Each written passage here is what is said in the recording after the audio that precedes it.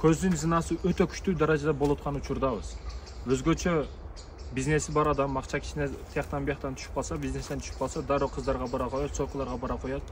Сойку денесин сатты, денесин саткан бардыгын сатат дегени туура сөз. Өзгөчөлүгү мени өкүндүргөн маселе, ооба анын акчасы бар, каалаганга барып жүрөт. Бирок жаштарыбызчы, жаштарыбызга ушул жыныстык жактан мындайча айтканда согуш өтө катуу кетип атат. Мусулман жигиттерин, мусулман эр азаматтарын бузуш үчүн атайын күчтүү иштеп атат. Ушундай уятсыз фильмдерге миллиарддаган акчалар бөлүнүп атат атайын. Ошол играга, ошол кыйкырыктарга, ошол жалган реклама жашоого жаштарыбыз алданып кирип кетип атат. Өзгөчөлүгү ушул 10 жаштан жогору карай 25 үйлөнгөнгө чейин 25 жаш аралыгы боло турган болсо, ошол жакта, ошол жаш аралыгында ушул уятсыз фильмдер өзгөчө жаштарды азгырып аткан учурда. Көздү көрөт, уятсыз фильмди көрөт. Бүгүн Американын фильмдери, кинолору 90-жылдан кийин байкасаңыз, бүт мусулман өлкөлөрүнө кирип, баатыр болуп кайра кайтып кетет да. Биз муну жок кылдык, аны жок кылдык деп. Анан ошол эле алардын фильмин көргөндөн кийин жаш жигит уятсыздыгы бар, көзүнүн зинасы бар, бардыгы бар.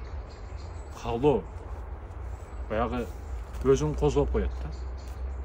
Айтайын, нени айтайын деп атканымды байкап биле бере турасыздар, урматтуу мекендештер. Жаш балдарга маани бериш керек. Ал атасын айта албайт, апасын айта албайт, бул темаларды ачык түрдө айтып бере албайт. Мен ушундай бузук фильмдерди көргөнгө муктаж болуп калдым. Же ушуга мен байланып калдым, үйрөнүп калдым, таштай албайтам, апа, ата деп айта албайт бул маселени. Ошондуктан да ата-энелер көзөмөлгө алыш керек. Балага телефон бергенден кийин, балам игра ойноп атат, тынч болсо болду дебегиле. Телефондан не көрүп атат, маани бергиле. Бул менин сөзүм эмес, статистиканы кирип карагыла, канча пайыз, канча эмне көрүлүп атат. Муну статистикадан кирип көрүп алсаңыздар болот. Жаштарыбызга, жаш балдарыбызга маани берели. Бизден кийин келип аткандар эркек сымал көрүнгөн катындар болуп калбасын. Жалаң кумарынын колу менен кумарын кандырган жаштар, жаш балдар болуп калбасын. Эркекти эркек кылып тарбиялай турган ошол ата-энеси болот.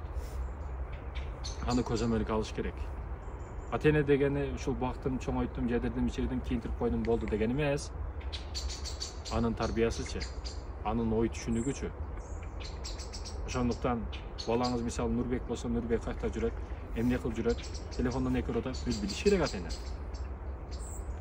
Маани берели, урматтуу мекендештер. Ата үйүнө келет, сабагын кылдыбы? Кылды. Мектепке барды? Барды. Курсагы токпу? Ток. Жатабы? Жатат. Болду. Ушуну сурайт да. Намазы кандай болду деп сурабайт. Курандан бир бет окудубу? Жок, сурабайт. Биз маани беришибиз керек бул маселеге, урматтуу мекендештер.